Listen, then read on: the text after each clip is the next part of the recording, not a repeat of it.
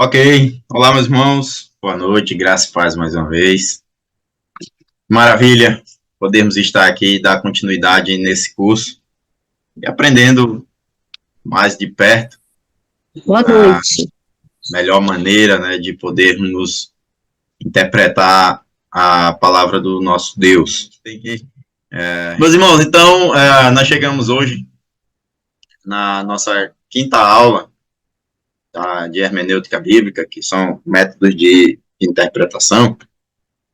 E como eu havia falado já na nossa segunda aula, nós iríamos analisar alguns métodos, né, ou algumas análises que nós precisamos realizar para podermos ter uma interpretação bíblica mais fiel possível e coerente, de fato, com aquilo que Deus ele quer nos dizer na sua palavra. Nós já estudamos alguns desses tópicos, né, alguns métodos de interpretação nós já estudamos, algumas análises nós realizamos já nas nossas aulas anteriores. Lembro que nós estudamos já sobre as análises histórica e cultural e contextual, nós fizemos isso em uma única aula. Na nossa aula anterior, né, na nossa quarta aula, nós fizemos a análise lexossintática do texto, ou aprendemos como fazer, né? Depois faremos na prática com a permissão de Deus. E hoje nós estudaremos sobre a análise teológica. Essa é mais uma das análises extremamente importante do método de interpretação bíblica. E para nós iniciarmos a análise teológica do método de interpretação, nós precisamos fazer duas perguntas. Ou, na verdade, nós devemos responder essas duas perguntas. A primeira dela essas perguntas elas podem até ser invertida a posição, mas a primeira pergunta é: o que é o padrão da revelação de Deus? E em segundo ponto é como essa passagem ela se enquadra no padrão total da revelação de Deus. Duas perguntas de fundamental importância que não é muito feita, não é muito aplicada nos dias atuais, mas uma vez que entendamos o padrão da revelação de Deus, nós conseguiremos com maior facilidade determinar como essa passagem ela se enquadra ou se encaixa no padrão também, no padrão total da revelação de Deus. Então, essas duas perguntas, somos nós que temos que responder elas quando nós estamos analisando um texto bíblico com o objetivo de interpretar esse texto. Quando nós falamos de análise teológica, nós estamos falando de vertentes ou linhas de entendimentos e interpretações acerca da natureza do relacionamento de Deus com o homem. E eu quero destacar na aula de hoje algumas dessas principais e mais conhecidas correntes ou vertentes que existem, e ao mesmo tempo vocês, pela nossa análise, já irão identificar qual dessas linhas nós, a Igreja dos Irmãos, seguimos ou acreditamos. São diversas, né? Existem inúmeras teorias que dizem respeito e que tratam do melhor modo como conceitualizar a natureza do relacionamento de Deus com o homem. Então, nós vamos entender de uma forma mais profunda como essas linhas ou essas correntes teológicas, elas enxergam esse relacionamento entre Deus e a humanidade. O teólogo que eu tenho tomado como base para o nosso curso, que é o Henry Winkler, Ele vai dizer que todas essas linhas, ela tem como base duas principais vertentes, que é a continuidade e a descontinuidade. E eu vou explicar um pouquinho sobre essas duas situações. Mas, por exemplo, no caso da teoria da descontinuidade, por exemplo, eles basicamente focam com ênfase na maioria dos teólogos que acreditam nessa forma partidária de aliança, que vê o relacionamento de Deus com o ser humano de um modo descontínuo. Já um outro grupo de teólogos enxerga que o relacionamento, quando eu falo de continuidade e descontinuidade, eu estou pegando desde o princípio de Gênesis, lá desde Adão e Eva, quando Deus ele já começa a se relacionar com o ser humano desde o momento em que Deus ele cria ali os primeiros seres humanos, certo? A hipótese do padrão de um relacionamento de Deus com o ser humano, ela tem para nós uma extrema necessidade, porque a partir dela nós conseguimos proporcionar uma estrutura organizada em torno do que nós podemos entender dentro da análise bíblica que nós vamos realizar, certo? Então, e isso vai trazer uma outra situação e nos livrar de certos perigos de equívocos na análise de interpretação bíblica. Primeiro, um perigo muito importante é que alguém pode impor o seu próprio sistema sobre os dados bíblicos, em vez de derivar o sistema pela via dos dados informados ali pelo próprio texto, né? O teólogo Bruce, ele diz o seguinte, não é o Bruce da nossa igreja, né? Um outro Bruce. Ele diz que há um perigo uma vez que nós tenhamos aderido a determinada escola de pensamento ou adotado certo sistema de teologia, de ler a Bíblia à luz dessa escola ou sistema e encontrar os seus característicos distintivos naquilo que lemos. Uma coisa interessante que ele ressalta aqui é que muitas pessoas elas simpatizam ou seguem uma linha de teologia bíblica sem entender de fato que teologia é aquela, em que princípio se baseia aquela teologia e aquilo que eles está acreditando, né? Então nós precisamos olhar dessas duas maneiras, esses dois pontos de pensamento, certo?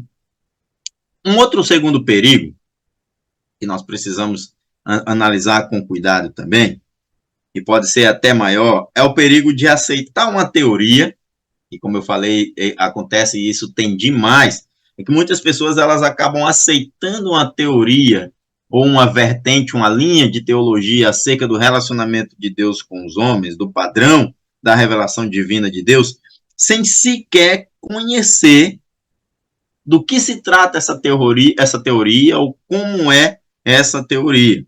Isso acontece muito. E qual a razão disso? Porque muitas pessoas elas acabam não examinando nem a teoria que eles dizem defender, e por conta disso existem pessoas que elas não conseguem definir de uma forma mais profunda essa sua linha de visão teológica, e também acabam não analisando outras linhas de pensamento, né? Outras teorias, outras teologias acerca disso para poder fazer comparativos, certo? Para poder fazer análise de dados.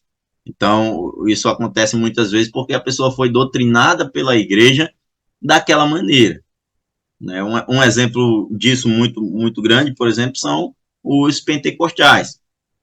Os pentecostais, eles são doutrinados dentro da sua linha teologia, dentro do seu pensamento, e eles não abrem brecha, né, não abrem visão para outras linhas, nem a nível de pesquisa, né? Então, para eles é somente aquilo em que eles aprenderam dentro de suas igrejas, nas suas escolas dominicais, nos seus cultos de ensino, certo? Então, quando falo da continuidade, e da descontinuidade, os que entendem a história da teoria da salvação como algo contínuo na história de Deus e do relacionamento de Deus com os homens, na verdade, os que entendem dessa maneira, eles geralmente consideram as escrituras sagradas como algo aplicável ao crente até os dias atuais. Uma vez que eles veem uma unidade entre os próprios crentes através da história do Antigo e do Novo Testamento. Essa teoria da continuidade, ela vai ser um pouco mais destacada quando nós estudarmos as outras linhas de teologia, e a gente vai ver aqui linha eles seguem, né? Essa vertente teológica segue uma teoria contínua ou uma teoria descontínua, o que isso quer dizer de uma forma mais lógica, né? Já os que veem a história da salvação de uma forma descontínua, eles tendem a considerar que somente o livro de Atos dos Apóstolos, ou até mesmo somente o Novo Testamento, por exemplo, possuem aplicabilidade fundamental para a igreja atual. O que isso quer dizer? Aqueles que olham de uma visão contínua, eles vão olhar de Gênesis a Apocalipse como que sendo toda a Bíblia aplicável à igreja nos dias atuais. Os que olham dessa forma, de uma forma descontínua, ele vai entender, ele vai olhar que aquele texto bíblico ele foi escrito especificamente para aquela época, para aquele povo, e que passada aquela geração, aquele povo, houve ali uma descontinuidade, porque Deus ele fez uma nova escritura, vamos dizer assim, né? Livros diferentes. Ao passar, por exemplo, um profeta e vinha um profeta novo, ele descontinuava o que aquele profeta anterior havia dito ou havia falado, né? Então, isso é muito interessante, essa forma de pensamento, né? O que acontece quem olha para a Bíblia de uma forma descontínua? Simplesmente olham para ela, anulando, por exemplo, para a época da igreja dos dias atuais, o Antigo Testamento, e muitos deles até parte do Novo. E há algumas linhas e algumas vertentes que simplesmente aceitam o livro de Atos dos Apóstolos e as epístolas como sendo fundamental para ser aplicada para o desenvolvimento e o crescimento espiritual da igreja de Cristo, da igreja atual. Porque para eles o restante das escrituras foi dirigido às pessoas que viviam naquela época, naquele tempo, sobre aquelas condições de vida. E quando nós olhamos por esse lado e nós enxergamos que as epístolas elas compreendem ali apenas 10% das escrituras, aí nós começamos a entender o problema dessa quebra de continuidade, né? Porque aí acaba deixando 90% da Bíblia em desuso. E, de fato, existem, sim, igrejas, grupos religiosos e crentes que usam apenas o Novo Testamento. Não usam o Antigo. E até muitas igrejas que dizem aceitar ainda para os dias atuais o Antigo Testamento, ainda assim, em suas mensagens, pregações e doutrinas, usam somente textos do Novo Testamento. E há também aqueles grupos e até seitas que pararam no Antigo Testamento e não progrediram para o Novo. E tem todos os seus hábitos e costumes também parados ali. Isso também é uma teoria da descontinuidade, né? Porque para eles as escrituras encerrou no Antigo Testamento e o Novo Testamento não tem aplicabilidade para essas pessoas. Então, a partir daí, muitos problemas, né, começam a surgir, e aí nós vemos uma razão pela qual nós precisamos olhar essas teorias com o pensamento de que elas são apenas teorias, certo? Até mesmo aquelas que nós defendemos e acreditamos, ela também não deixa de ser uma teoria. Então, É importante nós olharmos isso. Tanto o sistema da continuidade quanto o sistema da descontinuidade são teorias, né, pensamentos aplicados, estabelecidos pelo homem acerca da salvação. São dois sistemas. E a partir daí acaba se desenvolvendo também duas linhas de psicologia, né? Psicologia cristã, como nós falamos ou imaginamos. A relação do homem com Deus começa a ser baseada nesses dois princípios. Isso, o povo cristão, né, do tempo atual, eles são muito dualistas, né? Tende muito a dividir ou a definir somente uma dualidade de pensamentos, uma dualidade de teoria, ou você pertence a essa ou a essa, e não há um meio termo, né? Não consegue encontrar esse meio termo. E isso acontece muito nos dias atuais, por exemplo, entre Calvino e Armínio, né? Você é arminiano, você é calvinista. Existe um debate muito grande dentro da linha cristã, dentro do pensamento cristão, porque para eles só existe uma dualidade, ou você é calvinista ou você é arminiano. E eles não dão essa ênfase, essa brecha, esse espaço para uma terceira linha de pensamento, uma terceira linha, uma terceira vertente, certo? Então, uma vez que nós respondemos a essas duas perguntas, facilita a nossa compreensão, que é o padrão da revelação de Deus, e como essa passagem se enquadra no padrão total da revelação de Deus, certo? Os teólogos liberais, por exemplo, eles veem na Bíblia uma variedade de teologias. Os teólogos liberais, eles não vão aceitar de uma forma intrínseca, né, fechada, uma única linha de teologia. Dizer assim, ó, nós liberais seguimos essa linha de teologia aqui, não. Eles acreditam e eles veem na Bíblia essa variedade de teologia e eles vão usar somente aquilo que, de fato, é aceitável para a defesa de suas doutrinas, certo? Então, o Antigo Testamento, ao usar com maior frequência, ou por compor a maior parte das escrituras, acaba sendo aceito por muitas linhas de pensamentos que defendem a continuidade.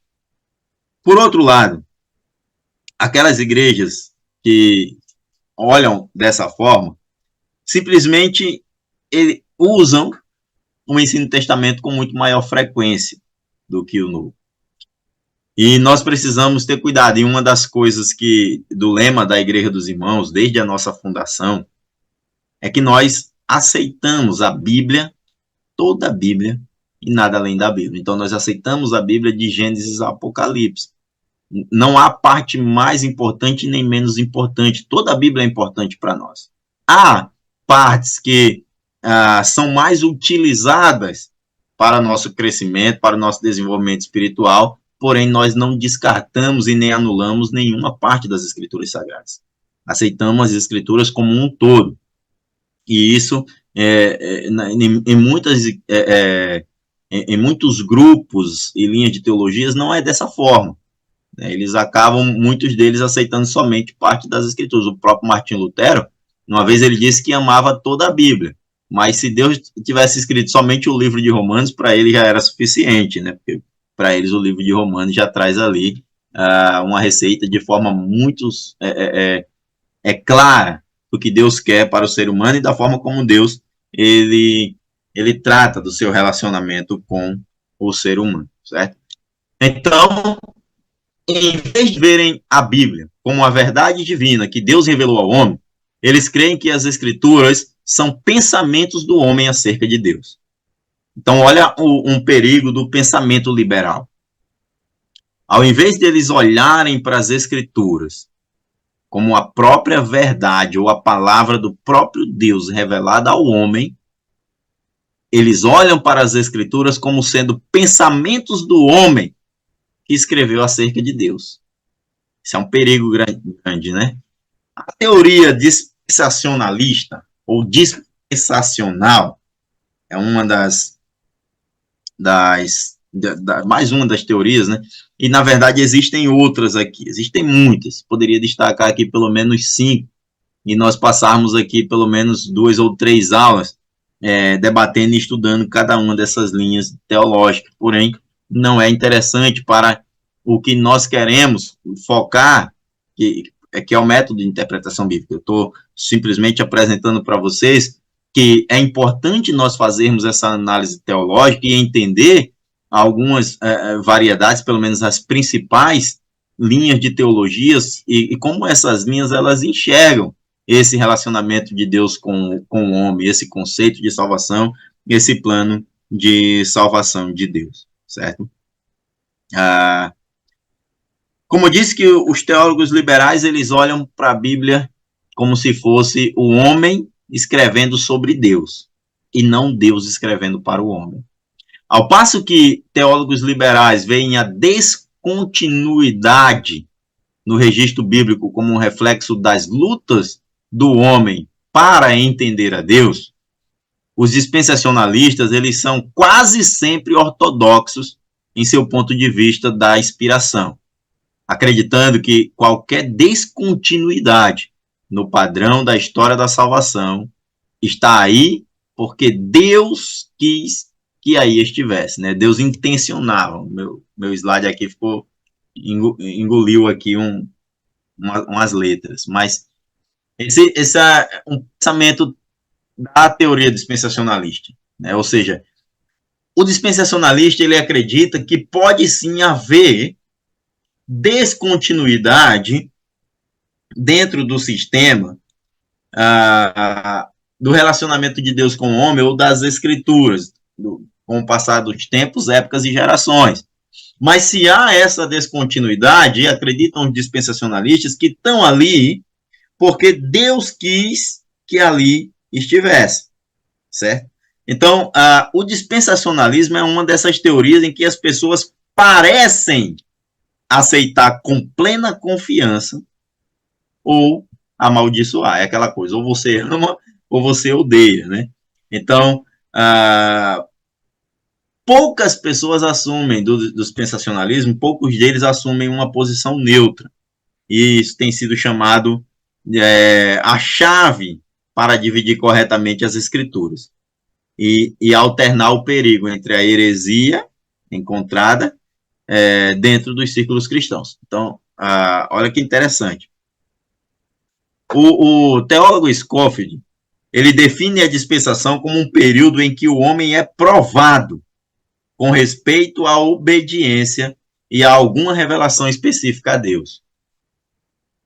O homem é provado com respeito a alguma obediência e revelação específica a Deus. Esse é o ponto do pensamento dispensacionalista. Deus escolheu aquele homem naquela época e passou para ele uma missão que ele deveria cumprir naquele tempo ali. Esse é um padrão, né? E para o dispensacionalista, o padrão da história da salvação é visto como 3 passos que se repetem com muita regularidade. O primeiro passo no dispensacionalismo é que Deus dá ao homem um conjunto específico de responsabilidades ou padrão de obediência. Como Deus fez com os 10 mandamentos, com a lei moral. Deus criou um conjunto de regras, estabeleceu um padrão de exigências que Deus quer que o homem siga e apresentou ao homem. O segundo passo na história, no padrão, na visão dispensacionalista, ele vai entender que o homem ele não consegue viver à altura desse padrão que Deus estabeleceu para ele. Deus criou um padrão, mas ao mesmo tempo, ao apresentar esse padrão para o homem, é evidente que o ser humano ele não consegue viver à altura dessa perfeição, desse padrão que Deus exige para eles. Se nós olharmos, por exemplo, para os 10 mandamentos da lei moral de Deus, nós vamos ver que nenhum ser humano foi capaz de cumprir, a não ser Cristo na sua humanidade, né? O único homem que conseguiu fazer isso, o próprio Deus se tornando homem. Mas, além de Cristo, nenhum outro conseguiu viver dentro desse padrão estabelecido por Deus. E o terceiro ponto disso, que vai se repetir com regularidade, é a reação de Deus acerca da incapacidade do homem de obedecê-lo perfeitamente como assim ele quer.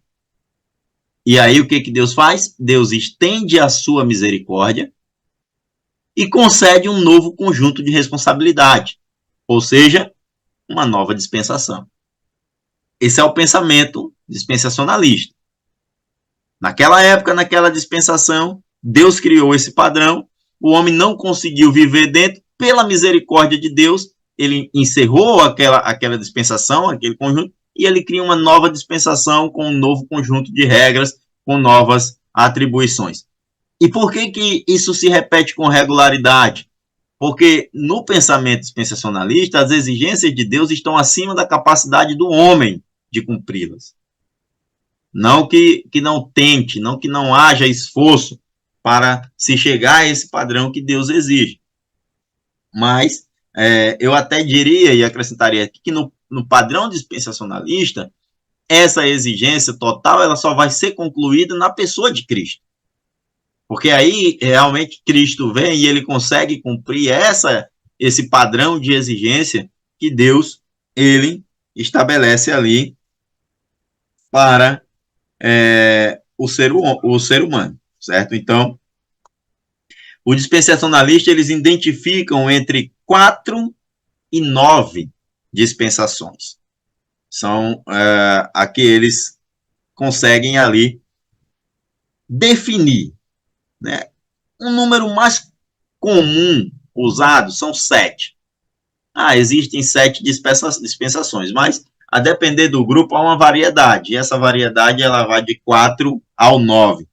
Eu nunca vi passar de 9, também eu nunca vi menos que 4. Mas existem uma variedade nesse número, nesse padrão aí de dispensação. Então, geralmente 7, e se contar o período da tribulação como sendo também uma nova dispensação, seriam ali então 8 dispensação, né?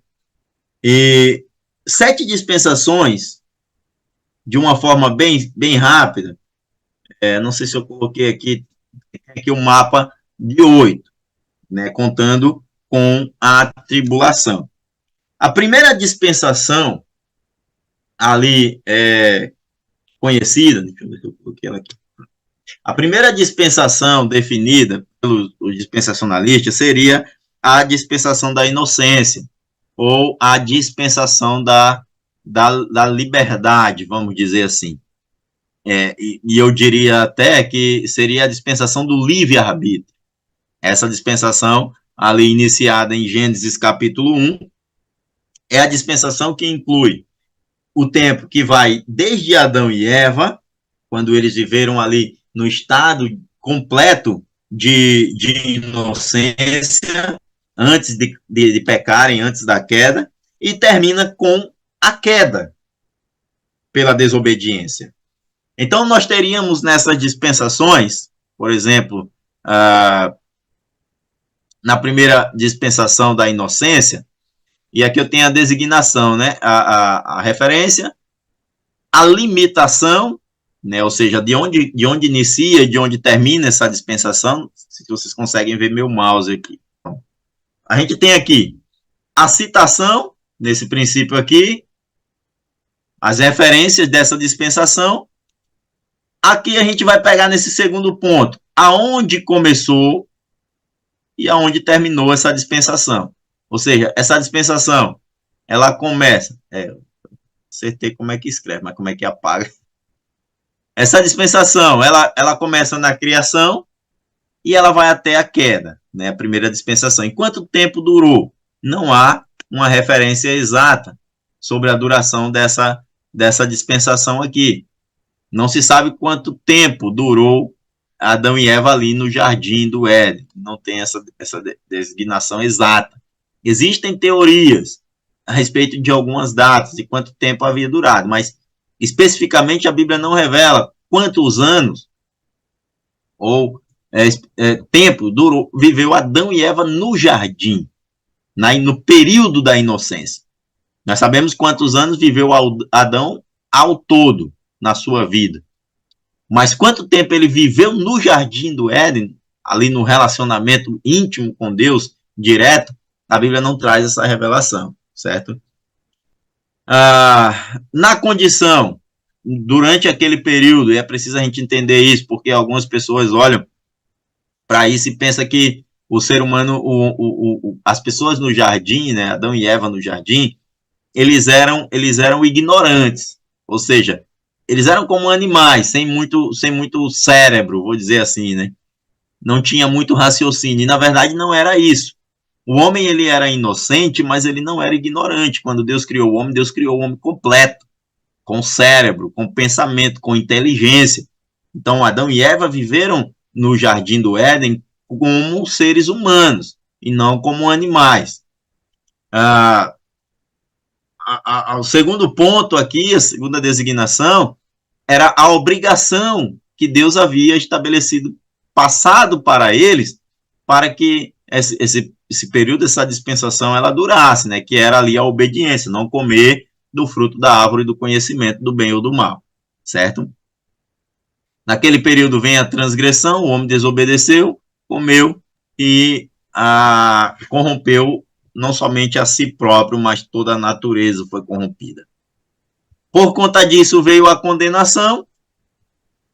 Essa condenação resultou na expulsão do jardim, e a partir daí vem a promessa em Gênesis 3,15 de um redentor, de um novo Salvador, né? de um segundo Adão, vamos dizer assim, como o apóstolo Paulo diz, e ele já vai dizer isso lá no Novo Testamento, que por um só homem entrou o pecado no mundo, por um só homem também entra a salvação, entra a redenção, certo? E a correção final, sim? Eu queria tirar uma dúvida aqui com relação à idade de Adão. Essa idade dele, que dá total aí 30 anos parece, né? É da queda dele para cá ou é completo? Desde quando Deus criou ele? Não entendi. Você falou a idade total de Adão, né? E a Isso. idade é da queda dele para cá, né? De quando ele caiu, ou quando ele estava no jardim. Não, não. Quando a Bíblia dá a idade total, fala desde a sua criação, né? É? Desde a sua criação até a sua morte. Que seria ali. Porque Deus criou Adão, ele não criou como a gente, bebê, né? Ele criou ele adulto.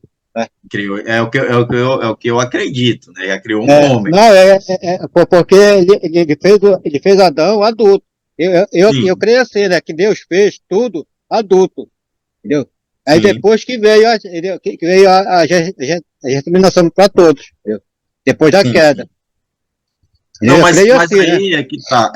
Independente dele ter sido criado adulto, a idade dele vai contar a partir do momento que ele passou a viver. É porque ele era perfeito. Mas por que eu digo isso? Porque, por exemplo, se a gente pega ali. Escuta aí. Escuta meu raciocínio. Ele era perfeito. Entendeu? Sim. Se ele não cai, ele não tinha idade. Mas quando ele caiu, ele passou a ter idade. Eu vejo assim, sabe? Não, mas é uma teoria. Deus cria ele adulto, aí ele não tinha idade. Mas quando ele caiu, ele passou a ter idade. Aí eu vejo que da queda dele pra cá que ele teve idade. Não sei, né? Eu não vejo dessa forma. Mas continue aí. Eu não vejo dessa forma. Por exemplo, se a gente pegar o texto de Gênesis 5, quando vai falar da genealogia, especificamente vai falar da idade de Adão, lá no capítulo 5, diz que todos os dias da vida de Adão foram, e aí vai lá, 930 anos. Todos os dias da vida de Adão. Então, se é todos os dias, é desde o momento que ele passou a viver. Independente da queda, do estado da inocência ou posterior à queda, entendeu? Agora, eu creio que Deus ele teria sido mais específico se ele estivesse contando os dias da vida de Adão somente a partir da queda. Uhum. Essa é o meu ponto de vista. Mas, bem, só para a gente finalizar, né? Porque, como eu digo, existem teorias e teorias. A Bíblia se cala em muitos pontos. E o livro de Gênesis, né, da origem da humanidade ali, existem muitas lacunas que abrem brecha para muitas teorias. Entendeu? É isso que as pessoas, elas não é difícil de assimilar. E eu volto, né, a referência que o irmão falou na aula passada, e o pastor Bill usava muito isso de Deuteronômio 28, né? 28 ou 29. As coisas encobertas competem a Deus, e as reveladas são para nós. Então, a gente não vai conseguir explicar tudo ao pé da letra. De fato, tem muita coisa que Deus ele deixou lacunas ali que ficou difícil para nós. E um exemplo disso, por exemplo, é o caso de Caim. Né? A Bíblia menciona Adão, Eva, Abel e Caim. Caim mata Abel e foge para a terra distante. E lá, Caim se casa. E de onde veio essa esposa de Caim? Então, assim, são lacunas que a Bíblia tem, e a gente, dentro dessas lacunas, nós criamos, imaginamos teorias, mas por isso que eu falei logo lá no início, que toda visão teológica, ela é uma teoria. Teoria, claro que a gente precisa ter base fundamentada para essa teoria, mas existem lacunas que a gente não vai conseguir encontrar. Não existe uma passagem bíblica que diga assim, olha, a esposa de Caim, na verdade, era uma das filhas de Adão e Eva, porque a Bíblia só conta a genealogia partindo do homem, nunca das mulheres. Então, as mulheres que nasceram ali, as filhas que nasceram, elas não foram contadas. Mas isso é uma teoria, entendeu? A Bíblia não diz explicitamente isso. É o que nós acreditamos que seria a melhor maneira. Uma outra teoria que existe é que Deus criou vários Adãos e várias Evas.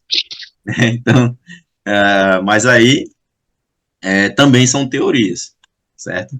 Mas bem, a primeira dispensação, né, como eu falei, foi a dispensação da inocência, que vai de Adão realmente no período ali até a sua queda. A segunda dispensação seria a dispensação da consciência. Essa dispensação, ela já surge durante o período da obediência aos ditames da consciência, né? Era a principal responsabilidade da mordomia do homem. E terminou quando o homem se perverteu cada vez mais e Deus trouxe o juízo por meio do dilúvio. Essa segunda dispensação, ela estaria iniciando ali a partir da queda e se estendendo até o dilúvio, né? Quando Deus ele se apresenta ao homem, né? O que a gente vai observar ali a partir da queda e quando as gerações elas começam a se difundirem pela terra, é que essas pessoas elas não conheciam Deus mais. A ideia que a gente tem parece que Adão ele não ensinou sobre Deus para os seus filhos. E aí o que acontece? A gente vê a partir de Adão ali sair duas linhas de pessoas, né? Dois tipos de pessoas. Um tipo de pessoas, vamos dizer assim, pervertida moralmente, vivendo para o pecado de qualquer maneira, e um tipo de pessoas que viveu mais certo, né? Porque da geração de Caim vai surgir os homens maus, né? Da geração de Caim sai Lameque, da geração de Caim vai nascer homens dessa linha de pensamento, né? Que cometeram homicídios, que começaram a poligamia, que foram pessoas ruins. E da geração de Sete, que é o que Deus ele dá a Adão e Eva no lugar de Abel, surge uma geração mais voltada para as coisas de Deus, né? Da geração de Sete nasce Metusalém, nasce Enoque, nasce o próprio Noé, e vai partir dessa geração de Sete, né? E a partir dessa geração de Sete ali, com o nascimento de Enos, é que se começa de fato a invocar o nome de Deus, né? As pessoas começam de fato a conhecer a Deus, mas esse chamado o período da consciência. A humanidade, ela realmente, ela foi de mal a pior, se distanciando de Deus, e o pecado se multiplicando cada vez mais na Terra, culminando ali com o dilúvio, né? E aí a duração desse período seria de aproximadamente 1.600, pouco mais de 1.600 anos, certo? Uma outra dispensação, e seria a terceira dispensação, seria a dispensação do governo civil, a dispensação do governo humano, que ela começa do dilúvio e vai até o período da Torre de Babel. Essa dispensação do governo humano é que Deus concedeu ao homem o direito ao castigo e, ao mesmo tempo, o direito à capital, né? Ou seja, dando a entender que o homem tinha o direito de criar o governo humano, em vez de se espalhar pela terra. Esse foi o entendimento que eles tiveram ali. E aí o homem acaba expressando a sua rebelião novamente contra Deus, construindo aquela Torre de Babel. O fato é que essa dispensação, essa terceira dispensação, ela vai do dilúvio até a Torre de Babel. A quarta dispensação, ainda nesse período dispensacionalista, mencionada lá em Gênesis, ela vai de Abraão, do chamado de Abraão, para estabelecer o povo de Deus, até o êxodo do Egito, até aquele período do êxodo. E dura, a terceira dispensação, né, do governo humano dura 427 anos, a segunda, do período abraâmico, ela dura ali 430 anos. Seria a dispensação dos patriarcas, vamos dizer assim. Qual era a condição das pessoas naquela dispensação, né? Na dispensação do governo humano, Noé era o líder justo diante de Deus e o homem que governava a sua prole, o seu povo. Na dispensação do governo humano, o homem era justo. Na dispensação da promessa, que vai de Adão até o Êxodo, a condição daquela época do povo era um povo que vivia em idolatria. E uma nação que estava dispersa, ou que nem existia, na verdade. O povo judeu não existia, ele vai começar a existir a partir de Abraão. Então Deus tira Abraão do meio daquela idolatria e começa a direcionar Abraão em direção à terra prometida. Essa era a obrigação que tinha Abraão ali, certo? Primeira, segunda, terceira, quarta. A quinta dispensação já é o período da lei, a dispensação da lei. Nessa dispensação da lei, ela dura desde Moisés, isso é interessante, até a morte de Cristo. Seria a quinta dispensação ali. Vai culminar com a morte de Cristo, certo? Começa com o chamado, começa com o êxodo de Moisés até a cruz ou até o Calvário. Durou 1.491 anos, aproximadamente, né? Esses números não são 100% precisos. E qual era a condição daquela época? Do povo escravo, um povo obediente em parte e desobediente em outra parte. Então, a partir dali, Deus estabelece o seu código moral para que o povo seguisse, que até então o povo não tinha essa moralidade a ser seguida ali. Isso que muita gente vai olhar para o Antigo Testamento e vai dizer assim, mas pastor, no Antigo Testamento os homens tinham várias mulheres, né? No Antigo Testamento, antes de Moisés, o povo ainda não tinha o código de moral a ser seguido. a partir de Moisés que Deus vai começar a estabelecer o código de moral e estabelecer a lei que os judeus, na verdade, Deus dá para os judeus, mas é para toda a humanidade seguir, né? Deus queria que as pessoas, a humanidade, olhasse para a nação de Israel e se espelhassem na nação de Israel. E ali Deus estabelece o padrão que ele já quer que se viva, né? Não era mais a torta e a direita, as pessoas não podiam mais, não deveriam mais fazer aquilo que lhe desse na telha.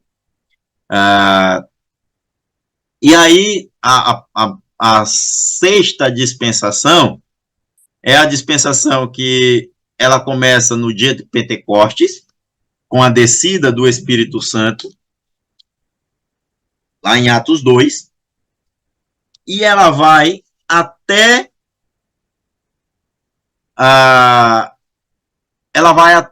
a volta de Cristo, até o arrebatamento da igreja. Seria essa a sexta dispensação, começando com o nascimento da igreja, né, o período da graça. Então a gente tem a eleição do período, a dispensação da inocência, a da consciência, a do governo humano, a da promessa, a da lei, e agora a período da graça, que é exatamente essa que nós estamos vivendo agora, na nossa época, nos nossos dias. Aqui fala que essa dispensação durou, ou deveria durar 1.900 anos. Nós sabemos que esse número ele não é preciso. Por quê? Porque nós já vivemos mais do que isso. Se nós olharmos 33 anos ali da vida de Cristo, até hoje, 2024, então teria assim, vivido mais de 1.900 anos. Então, essa dispensação, na verdade, esse período está em aberto ainda. Nós não podemos estabelecer uma duração específica para essa dispensação, porque o próprio Cristo disse que na sua humanidade nem ele sabe exatamente o dia em que vai voltar. Então, eu poderia colocar aqui que essa dispensação ela começa no dia de Pentecostes com a descida do Espírito Santo e está em aberto essa contagem de tempo aí, porque o arrebatamento da igreja ele é iminente, né? Ele pode acontecer a qualquer momento, certo?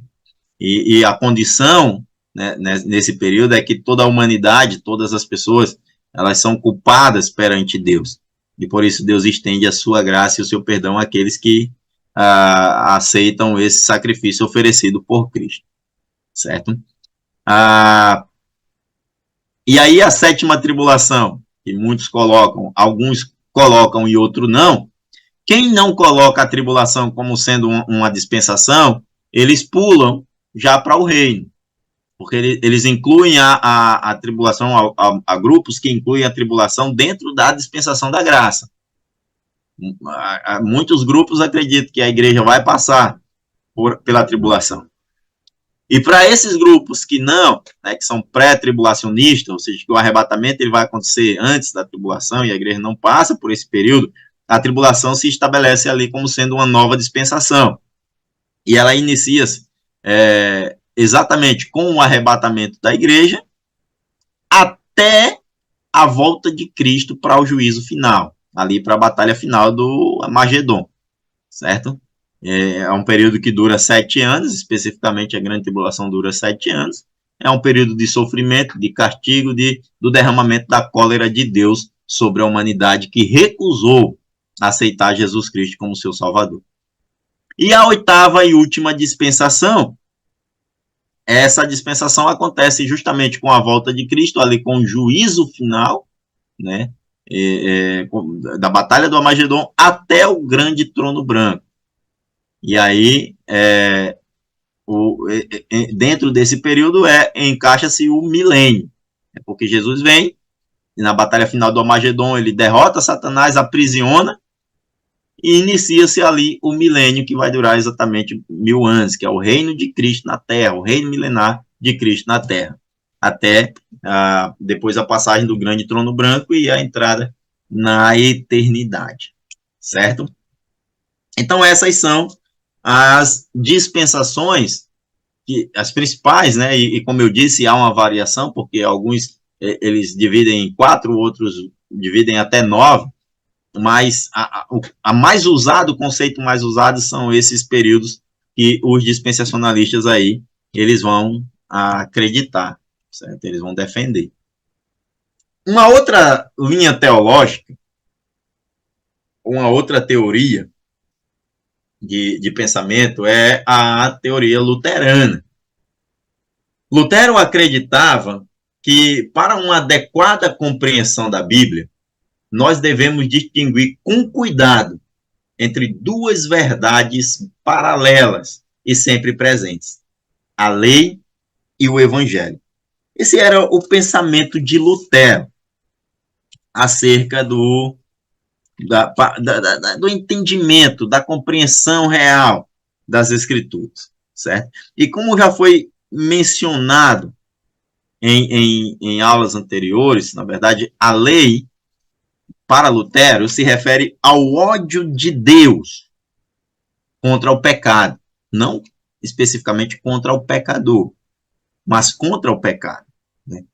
O ódio, o juízo e a ira de Deus, e aí sim, ela chega no pecador, porque se o pecador não aceita a misericórdia, não aceita a graça, então ele vai ali ser mantido na ira de Deus, né? Porque o texto lá de João 3,36 diz que a ira permanece sobre aqueles que rejeitam Cristo, né? Não diz que ele vai ganhar a ira, não, a ira de Deus já está sobre o pecador, né? Então ela simplesmente permanece. Uma vez que esse pecador ele se rende a Cristo, essa ira de Deus ela é retirada, né? E ela é transformada aí na misericórdia do Senhor Jesus, certo?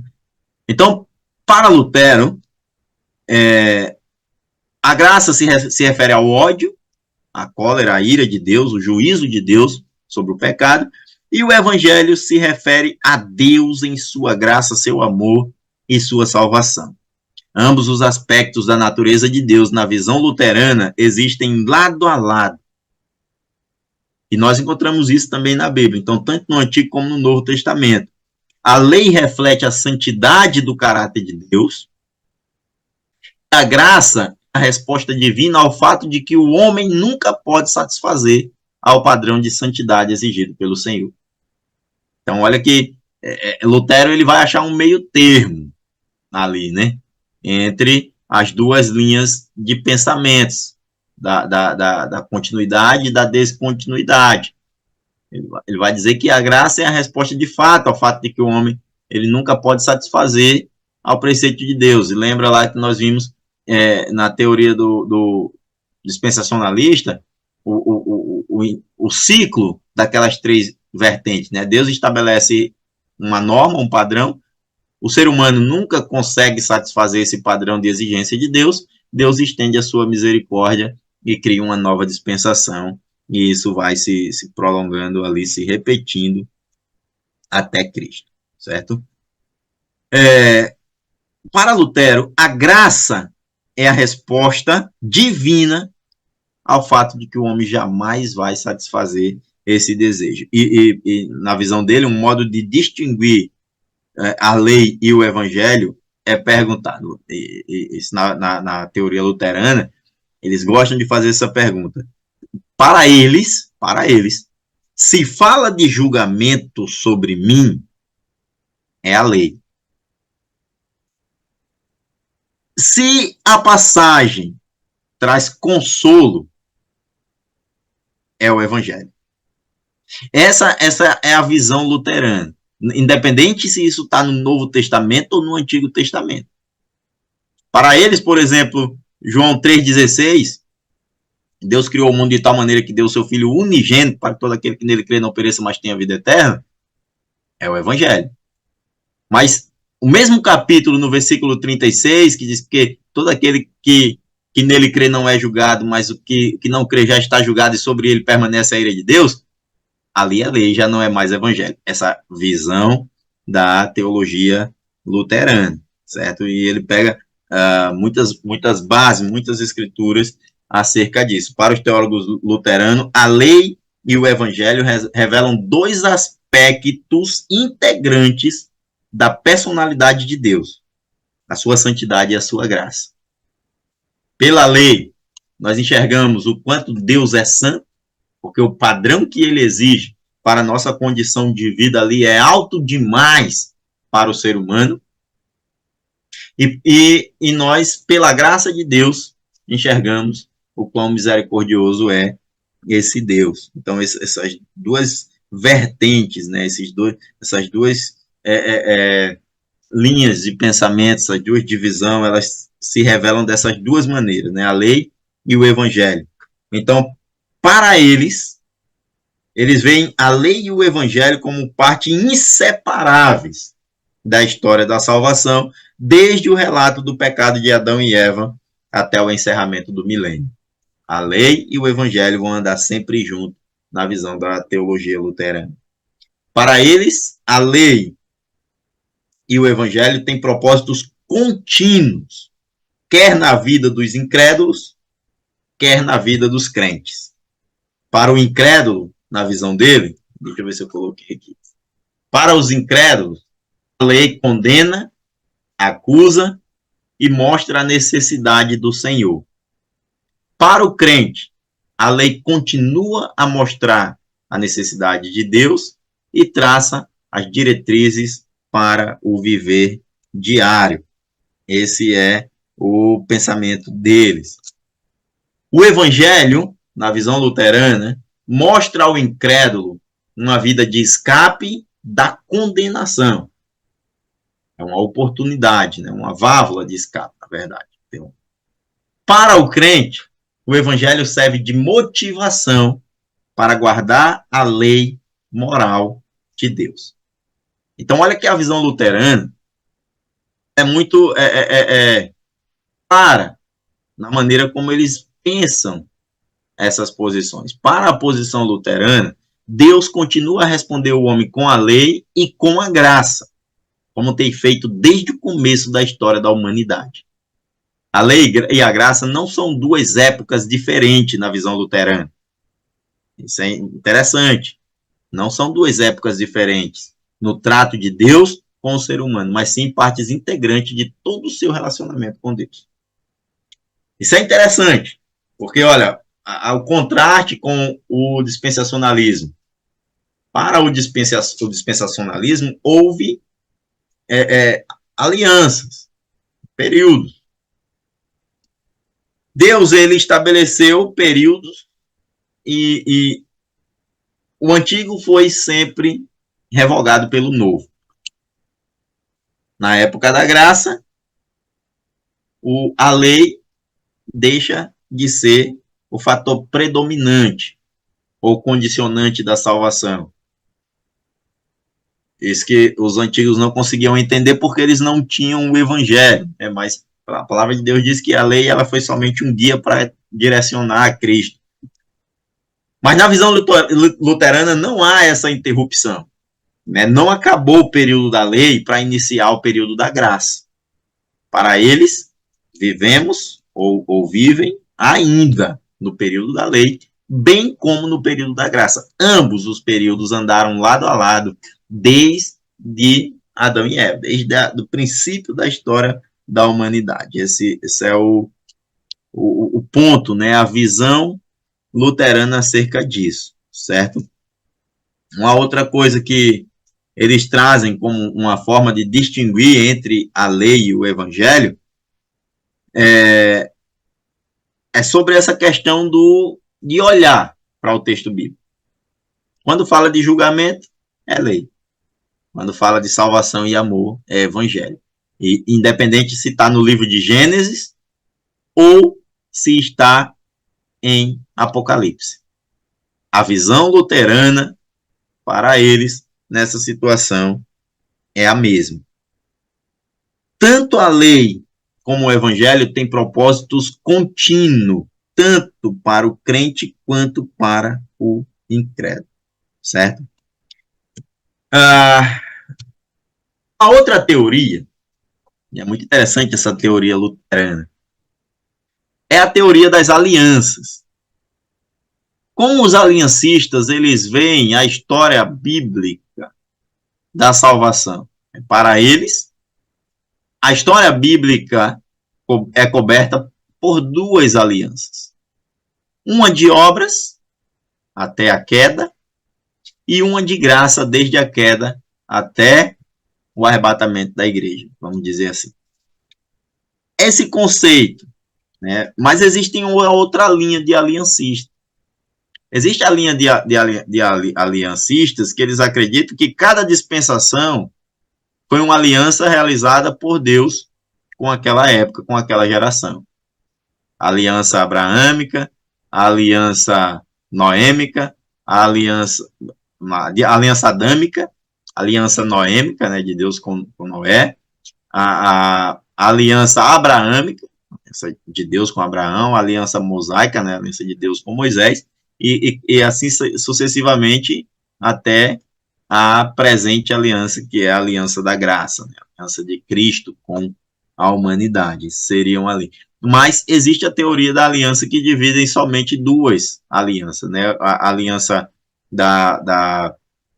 das obras, que era o período em que o homem ele podia fazer algo para se manter salvo, né? Porque Deus não criou o homem condenado, Deus não criou Adão e Eva condenados, Deus criou Adão e Eva salvos, né? Em relacionamento com Deus, salvo não no sentido de salvação eterna, porque eles perderam isso. Então, se de fato fosse essa salvação eterna, não haveria essa perdição.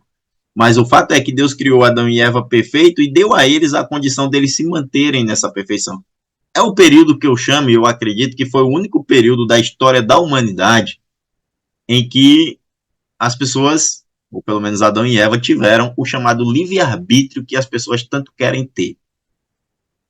E eu acredito que Deus colocou esse livre-arbítrio em Adão e Eva, e eles perderam com o pecado, com a queda, mas Deus permitiu esse livre-arbítrio em Adão e Eva para provar que as decisões tomadas isoladamente de Deus sempre serão erradas.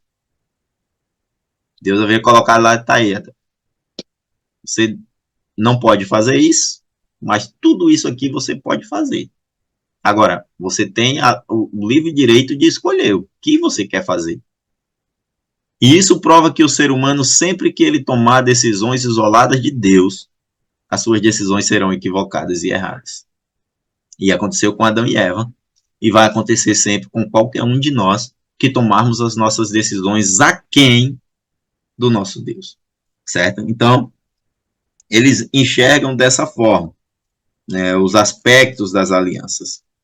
A aliança das obras, no conceito aliancista, ou na teoria das alianças, a aliança das obras é descrita como o acordo entre Deus e Adão, que prometia a esse a vida mediante a obediência perfeita e a morte como castigo pela desobediência.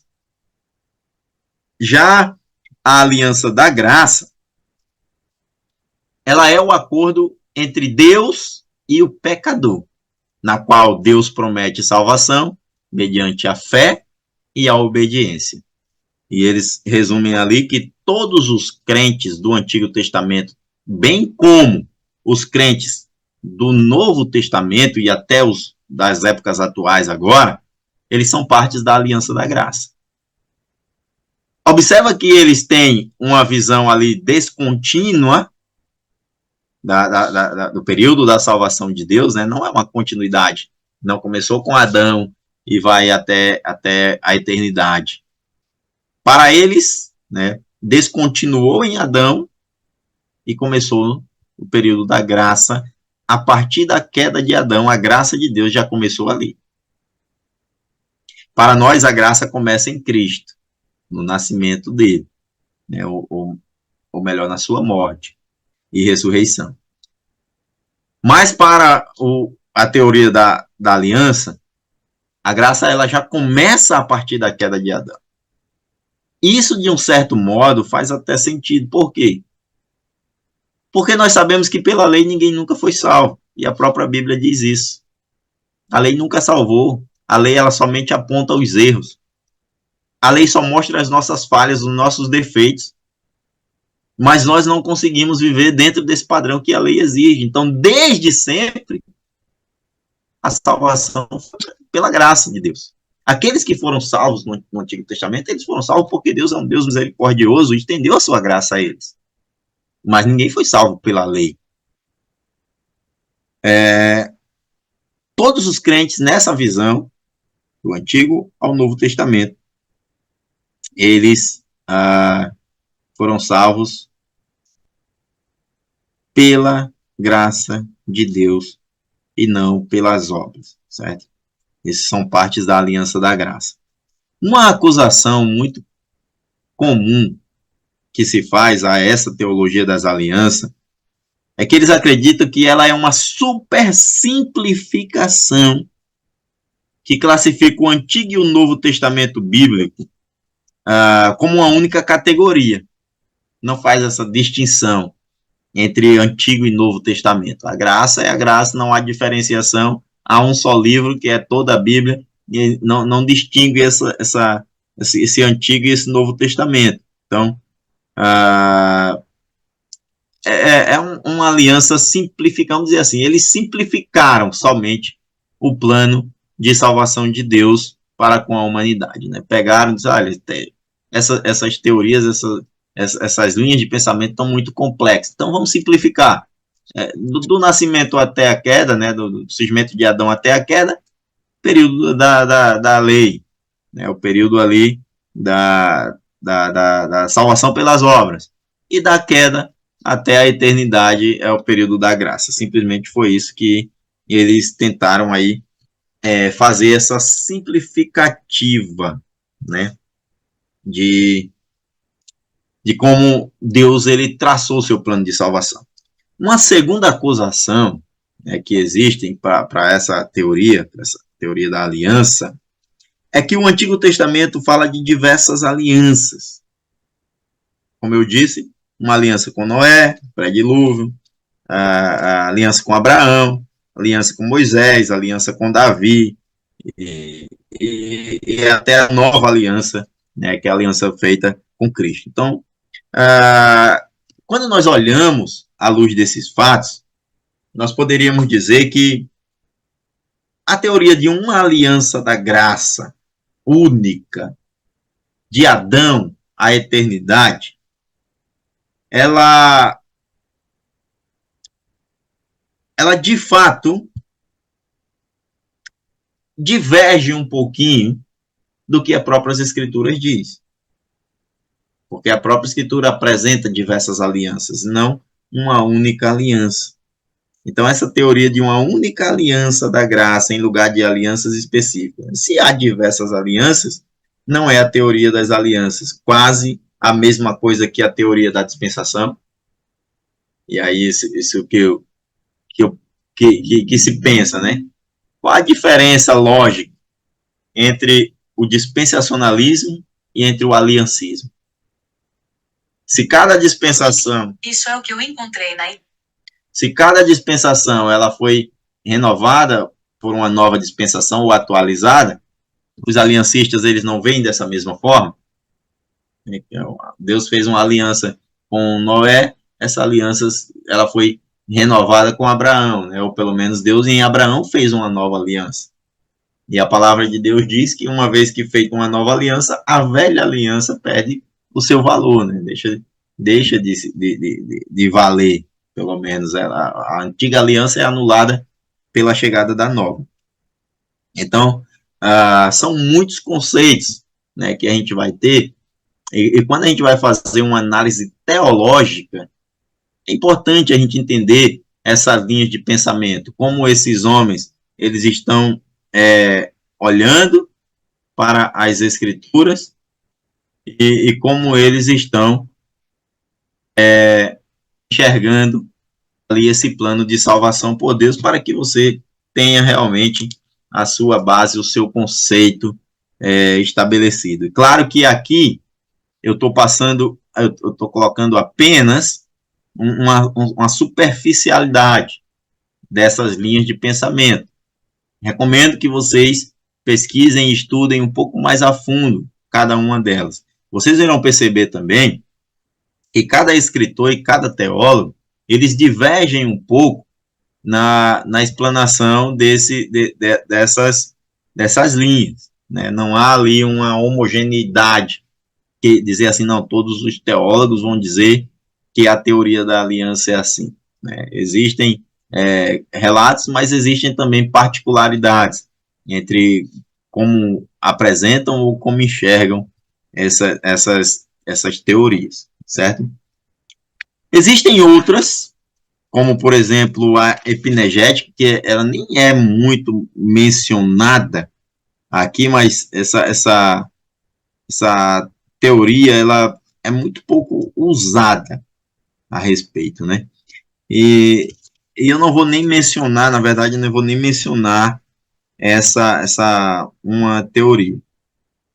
E qual seria uma metodologia para que nós pudéssemos distinguir entre esses modelos?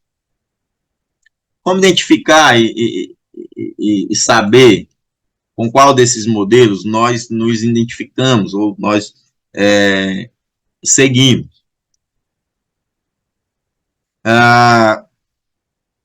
De novo, eu repito, precisamos lembrar que são teorias acerca da natureza da revelação divina. Mas, ao mesmo tempo, essas teorias refletem dados bíblicos.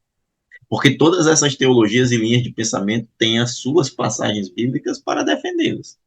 Agora, sabemos que nem todos os grupos teológicos eles vão encaixar a passagem bíblica ali dentro do seu contexto. Sabemos disso quando nós olhamos para os grupos pentecostais e neopentecostais que existem.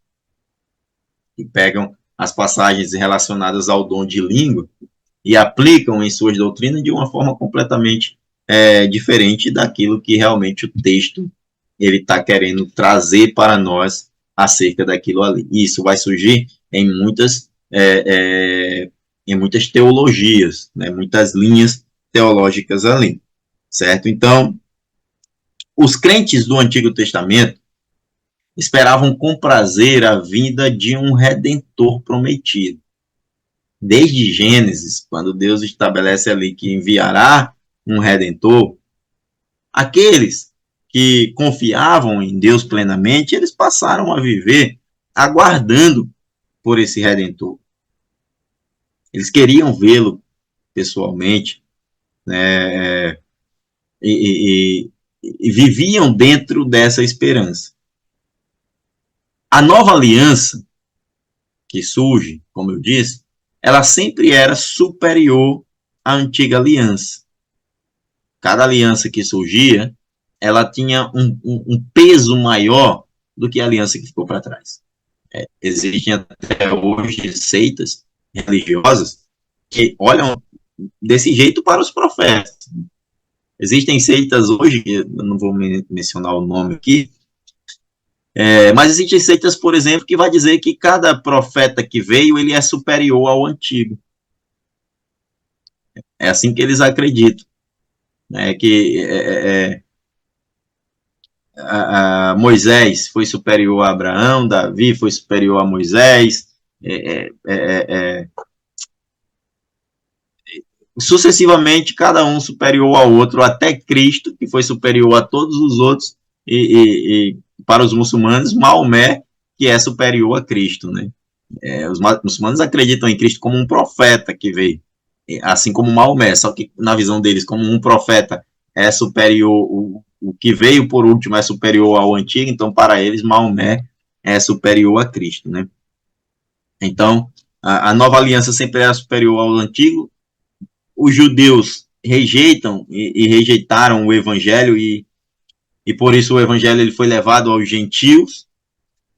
E a pergunta permanece: o método de Deus tratar com os homens tem sido, antes de tudo, contínuo ou descontínuo? Deus começou com Adão e segue a mesma maneira até os dias atuais? Ou Deus foi olhando as épocas, as gerações, os hábitos, os costumes, as condições de vida e adequando dentro de cada realidade? É a natureza dessas várias épocas da história humânica basicamente disjuntiva ou aditiva, né? Elas se associam ou elas são isoladas entre elas? Existem perguntas que nós precisamos analisar e buscar entender. Agora, alguns dos mais importantes conceitos encontrados através das escrituras, eles incluem, primeiro, o princípio de Deus, ou os princípios de Deus manifestos por meio das suas leis. Segundo, a graça de Deus manifesta em resposta a uma humanidade que repetidamente quebra os princípios divinos. Terceiro, a salvação de Deus manifesta em sua provisão de um meio de reconciliação entre a raça humana e o próprio Deus.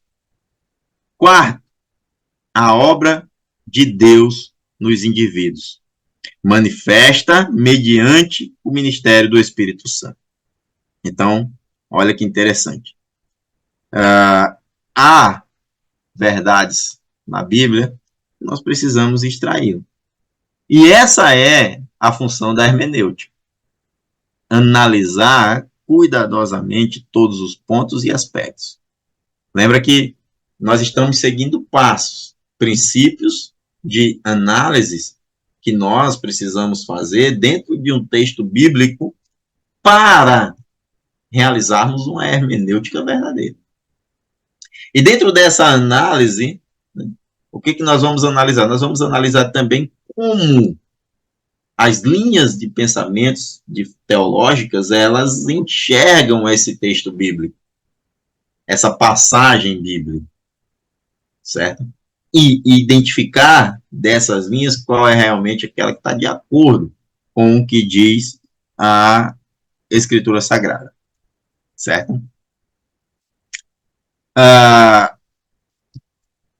Então, a gente, irmãos, a resumir o conceito da análise teológica, eu coloco da seguinte forma: qual o objetivo, né? Por que realizar essa análise teológica e o que nós buscamos quando nós realizamos a análise teológica? Mas antes disso, vocês se lembram que quando nós iniciamos lá no primeira análise a ser feita, que é a análise histórica, cultural e contextual, foi determinado ali alguns pontos que nós precisamos destacar ao realizar essa análise. Que era o quê? Determinar o histórico geral, cultural do escritor e da sua audiência, como ele fez ali, né? As circunstâncias históricas, a consciência das pessoas naquela época, a historicidade daquela época, daquele povo, determinar o objetivo que o autor tinha em mente. Na análise lexossintática, indicar a forma literária que foi usada para transmitir aquele texto, investigar o desenvolvimento do tema do autor. Então, alguns princípios. E na análise teológica, eu coloquei aqui, destaquei aqui 5. Primeiro, determinar a sua própria perspectiva da natureza do relacionamento de Deus com o homem. Certo? Nós aprendemos uma diversidade ou diversidade de pensamentos. E todo crente, ele vai chegar à sua própria conclusão de entendimento. O que eu digo é que essas conclusões, elas não podem ser equivocadas. Não basta simplesmente eu olhar para um texto bíblico e dizer assim, olha, a teologia luterana, acredita nesse texto dessa maneira. Então, eu me identifico com a teologia luterana. Então, eu vou passar a defender a teologia luterana. Sem você conhecer, de fato, os outros fatores da teologia luterana. Como ele enxerga o Espírito Santo, como ele enxerga a humanidade de Deus, eles acreditam no diabo, quais são os fatores determinantes para a salvação. Então, essa análise dentro dessas teologias vai fazer com que você chegue ao seu posicionamento ou a sua perspectiva, de fato, de acordo com o que diz as Escrituras e não de acordo com o que diz certa linha teológica. Como eu falei no princípio, há hoje um embate muito grande, dualista, acerca das linhas teológicas atuais. Né? Arminianos e calvinistas estão em conflitos há séculos. E qual a base disso? E geralmente as pessoas sempre perguntam, pastor, você é calvinista ou você é arminiano? E eu digo, olha, de Armínio eu passo longe. Minhas convicções não batem com as convicções de Armínio. Nós temos uma proximidade, né? Eu tenho uma maior relação próxima com os conceitos de Calvino, porém não em sua totalidade. Então eu também estaria me equivocando se eu dissesse que sou calvinista, porque eu não posso dizer que sou calvinista quando eu não acredito no batismo de criança, no batismo de infantil que Calvino defendia. E até hoje os calvinistas defendem. Então, por isso que eu digo, não existe só uma dualidade. Quando as pessoas perguntam, você é calvinista ou arminiano, eu sou bíblico. Eu sou bíblico, porque o que está coerente com as escrituras na teologia de Calvino está coerente com a minha linha de pensamento. O que está coerente nas escrituras na teoria de Armínio está coerente com a minha linha de pensamento. Mas se está aquém do que as escrituras afirmam e apontam, então também está aquém de mim. Então, é isso que eu digo, né? Não vou adotar um teólogo de estimação e dizer assim, não, eu defendo, independente das defesas e conceitos errados, nós defendemos muito Martim Lutero por conta da reforma. Mas olha, se você analisar as 95 teses de Martim Lutero, em nenhuma das 95 teses de Martim Lutero ali, ele condena o culto a imagens. Não condena. Né? A briga de Lutero era com os abusos cometidos pela Igreja Católica. Então, a gente precisa analisar as linhas de pensamentos, apontamentos a fundos, para que a gente realmente busque essa luz nas Escrituras. E eu sempre digo, estudem a teologia com a Bíblia. Não para a Bíblia. Né? Porque tem gente que diz assim, eu estava conversando uma vez com um irmão e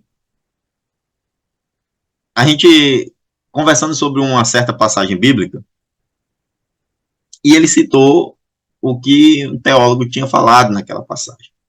E aí eu falei para ele, eu digo, olha, o que a Bíblia está dizendo aí? O que o texto está dizendo? Pronto, está dizendo exatamente isso. Por que o teólogo está dizendo que está diferente? Não, mas porque o teólogo... Eu digo, olha, a gente tem que estudar o teólogo para... eu não sei se eu usei o termo até correto, mas a gente tem que estudar o teólogo, ou o teólogo tem que defender a Bíblia. E não a Bíblia defender o teólogo. Eu não uso a Bíblia para defender a visão teológica de A ou B. Mas a visão teológica de A ou B é que deve estar coerente com a Bíblia. Então, quando eu cito um teólogo, eu tenho que ver se esse pensamento do teólogo está coerente com aquilo que as Escrituras elas afirmam, certo? Então, pessoal, resumindo a análise teológica, determinar a sua própria perspectiva da natureza do relacionamento de Deus com o homem. Em segundo ponto, apontar as implicações dessas perspectiva para a passagem que você está estudando. Quando você chega na sua própria perspectiva de como Deus se relaciona com o homem, de como Deus planejou a salvação do homem, você vai, nesse pensamento e nessa perspectiva, analisar o texto, a passagem bíblica que você está estudando e apontar essa perspectiva dentro daquele texto, de como Deus se relaciona com o homem. Em terceiro lugar, avaliar a extensão do conhecimento teológico disponível às pessoas daquele teólogo disponível às pessoas daquele tempo. O conhecimento teológico disponível às pessoas daquele tempo e pelo teólogo que está falando sobre isso, certo? Estou querendo dizer aqui, você vai analisar uma linha de teologia, toda a linha de teologia ela foi com base bíblica criada por um teólogo, ou vários teólogos. Como era a disponibilidade naquela época, né? Como esse teólogo ele olhou para aquelas pessoas naquela época. Em quarto, determinar o significado que a passagem possuía para o povo da sua época, os primitivos, né? Aqueles que foram os destinatários à luz do que eles compreendiam já daquela época. E quinto e último lugar, indicar o conhecimento complementar acerca desse tópico que hoje temos disponível por causa da revelação posterior, certo? Esses são, um resumo da análise teológica, são uns pontos principais que nós precisamos identificar para fazermos uma hermenêutica de um texto. E por hoje, a nossa aula finaliza aqui.